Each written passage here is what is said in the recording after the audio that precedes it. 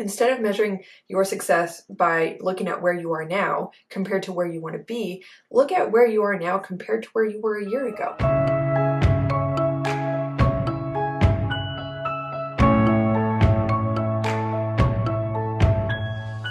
Hi dancers, it's Kirsten. Welcome back to the Confident Dancer YouTube channel.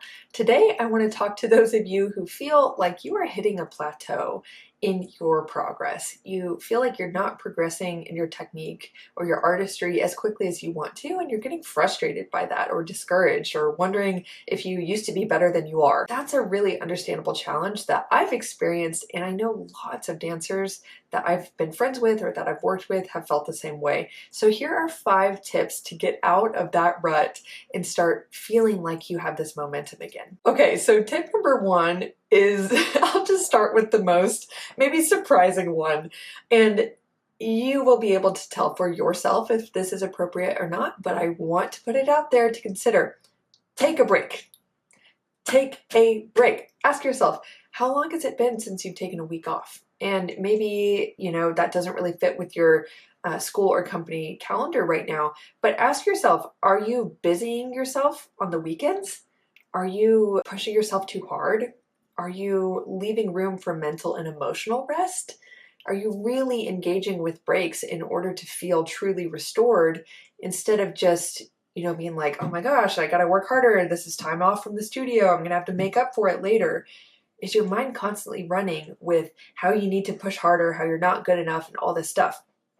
Is it time for you to take a break? Just evaluate that for yourselves, because I've noticed for myself that I used to really avoid rest. I didn't want to take a break. I was always pushing, always working. And to a certain extent that served me, but also I had this really toxic relationship with taking breaks and rest, in which I would become really fearful that I would get out of shape and that this was working against my progress. And what I started to notice eventually is, since our assumptions become self-fulfilling prophecies, it's like I had trained my mind so much to assume that the first class back would be terrible, that I was reversing my progress, whatever, that the first few classes back would feel terrible. And I had this shame going into it, this angst going into it that was working against me and making me not want to take breaks. But when I started to shift my mindset around taking breaks to where I embraced them, I allowed myself to explore other facets of myself and of life. I allowed myself to really just rejoice in a little distance from dance and focus on me as a person. And then I started to challenge the mindset I had going back into class. I noticed that I had assumptions that were working against me. So instead of this class is going to be terrible, I started to play around with, what if it was actually a really surprisingly great class? What if I surprised myself? What if I felt more relaxed and I just enjoyed how relaxed my body feels in this class? And, I kind of shift my intentions and my expectations to make it a nice experience. You guys, I started having, and I still do have the experience consistently, that with this mindset, I will take a break, I will come back, and I will feel great. I used to not feel that way when I was younger, and I think a lot of it was mental. So beware of assumptions. They become self-fulfilling prophecies. So yeah, point number 1 is just explore how you can take a break. And it could look a lot of different ways. It could be a total break from ballet on the schedule. It could be utilizing the break time you already have. It could be taking more of a mental, emotional break. Just examine how some time away can just serve as a really great pattern interrupt, where you will actually have the space to rest, and that will play into other points I'll share in the video. It's going to give you space also to reevaluate what you want for yourself, come in with a fresh perspective, let go of the mentalities that aren't serving you, and actually it'll give you the space, that distance from dance in whatever capacity you can help you to come back in with a desire to get started, instead of like, taking every day for granted because you're just tired of being there, because you're just tired. So really consider how you can take a break. Hey dancers, I hope you're really enjoying the video so far. I just wanted to briefly talk to you about the Confident Dancer Coaching Program so that you know this resource is available to you and any other dancer you know who is tired of mental struggles like comparison, self-doubt, insecurities, imposter syndrome, performance anxiety, all of these mental struggles that are so common for us dancers, especially those of us at the pre-professional to early professional level. We know it's common, but for those of you who are struggling and are tired of struggling, You want to be a confident dancer. You want to trust yourself. You want to know what you have to offer. You want to feel good about your skill set, and you want to have the mindset that will equip you to feel your best and dance your best and accomplish your career goals.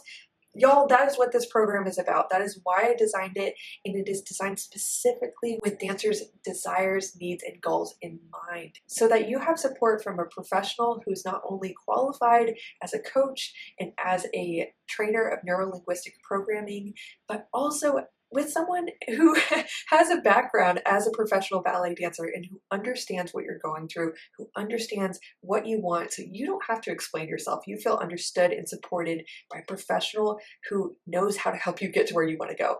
That is the support I provide in this program. So if you are interested, or you know someone who is, all you have to do is click the link down below to visit kirstenkemp.com, learn more about this program, everything that it includes, how it works, read amazing testimonials from past clients, and schedule a free 30-minute consultation where you and I will have the chance to get to know each other, talk about your goals, your challenges, and see if the Confident Dancer Coaching Program would be the perfect fit to help you get from where you are to where you want to be. So I can't wait to meet with some of you. Again, apply for that free consultation. It's no strings attached. See if it's going to work for you, and go ahead and apply now, because spots are limited each month to only 5 dancers. So apply now. Can't wait to talk to you, and let's get on with the rest of the video. Point number 2 is to use curiosity. Instead of continuing to focus on what feel like the facts of your situation, like you aren't doing well enough, nothing is working, you feel frustrated because you're not at this point that you wanted to be in your technique yet.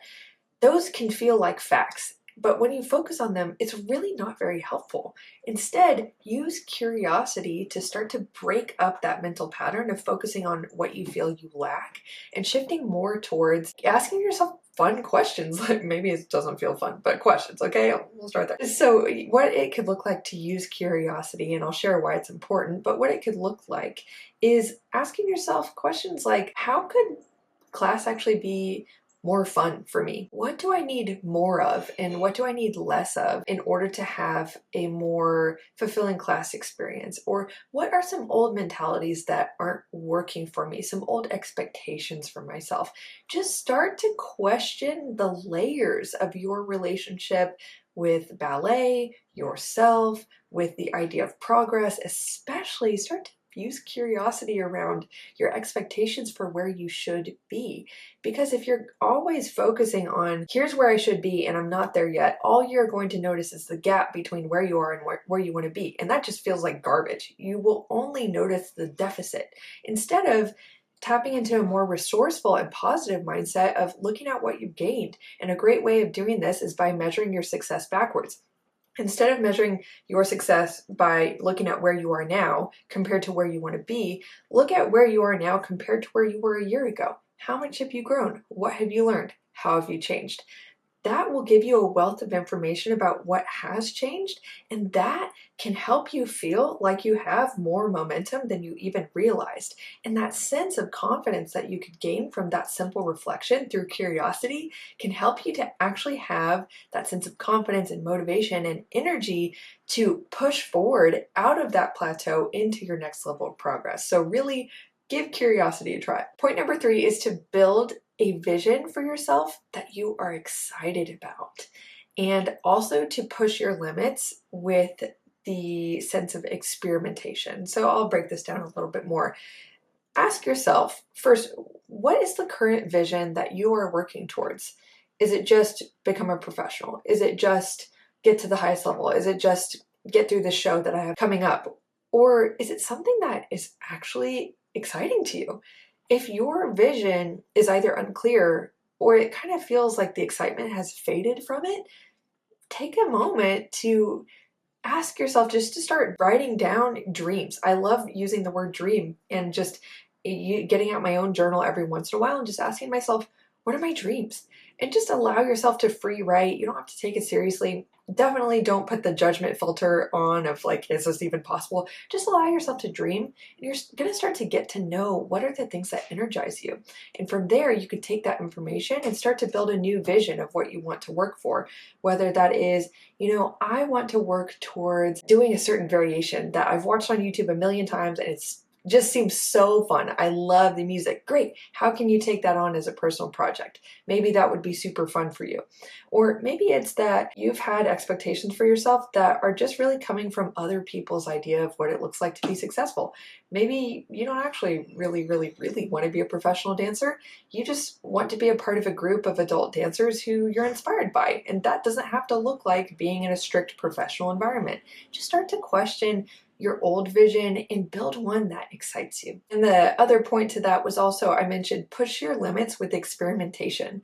So go throughout class with the mentality of, I'm going to use every combination as an experiment to see how far I can go. And it doesn't actually have to mean at all put in more energy, more effort. It could mean how much more beautifully can I dance by putting in less energy. I've noticed over the years that my own progress as a dancer, anytime I'm learning a new style or I'm learning a new piece, is I start and I throw so much energy into it that I'm actually exhausting myself, and it's actually kind of inhibiting my artistry because I'm just so full on with the movements. And then I've started to notice in the last couple of years that there's a level in that journey of progress, whatever, where I notice I can actually start to release how much energy I'm throwing into certain movements.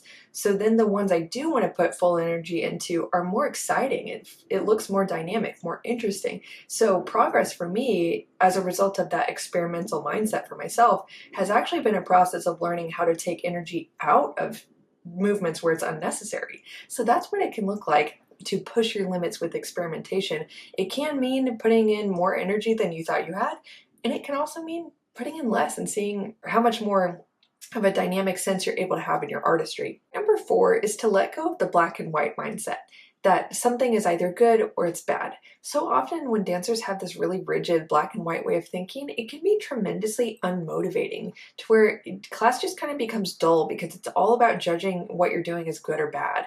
But that dichotomy of good and bad, it's just so, it's truly too subjective to fit in such a binary system of thinking. Maybe some of what you did was actually really great and you're just focusing on the tiny bit that wasn't meeting your specific expectations. So you think it's bad, but if someone else saw what you did, they'd think it's great. So who's right? Let go of the black and white mindset, challenge your rigid thinking, and start to embrace the gray. Like, maybe some of that was great and I would like to improve this a little bit more. Look for the good, let go of that super binary way of thinking, and instead of trying to have a good class or trying to avoid a bad class, just have a class. See what you learn, see what you find, be in the experience of it, enjoy it. Number 5 is to reevaluate what you're working for. I mentioned this a little bit with the reevaluate your vision and build one that excites you, but really explore your values. What are the things that you're working towards in dance? Is it to find a sense of that you are enough instead of knowing that you are? Is it you are pushing yourself from a place of, I just want to not fail. I'm afraid of failure, so that's why I'm pushing so hard? How's that working for you? Is it that you're just really valuing achievement, and the more you see others achieve something, the less it makes you feel like you're achieving something? So you're pushing yourself out of a sense of, I'm not doing enough, I am not enough. Start to examine what are those values that are motivating you, and how can you shift them or let go of some of them to be more motivated towards the joy of the process or towards the reward of what you'll get as a result of your work, rather than the fear of a negative consequence. And tip number 6, lastly, is to incorporate some spontaneity, and not just your dancing, but also in your life. This really can happen inside and outside of the studio, and it can be such a revitalizing thing. I even made a spontaneous video about it a couple weeks ago. I'll link it over here. Sure do hope I remember to link it. Comment below if I don't. Spontaneity can just look like, okay, well, let's just try this, what if I just did that? Being curious, just going for things. Again, inside and outside of the studio, it's something that can just totally revitalize you and bring a lot more energy and fun and excitement and stimulate creativity and new ideas or a new sense of identity in your life that will play into your progress as an artist. So get outside of your own box, shake things up. I think that's one of the most important points here is that maybe this feeling of hitting a plateau isn't proof that you're not progressing. It's actually a nudge from your mind and your body and your emotions. It's just a nudge to say, hey, you have gotten everything that you could have possibly gotten out of your current approach at this point. You've been successful. You've gotten everything you can out of it. It is no longer serving you. So this is a nudge to shake things up, change your approach, and then one day it might be a sign of success that you hit another plateau because that is another nudge from your internal system to switch things up again. So I love that reframe of maybe this is a sign not that you're unsuccessful, but that you've been successful already at your approach and it's just time to find a new one. So I hope you really enjoyed this video. Let me know what you think of it in the comments. Especially I'd love to know which tip really resonated with you the most. And as always, if you'd like to support this channel and also let me know what videos you enjoy most, give this a thumbs up. I'd really appreciate it. And subscribe if you haven't already. All right, thank you so much for watching. I'll see you next week. Bye.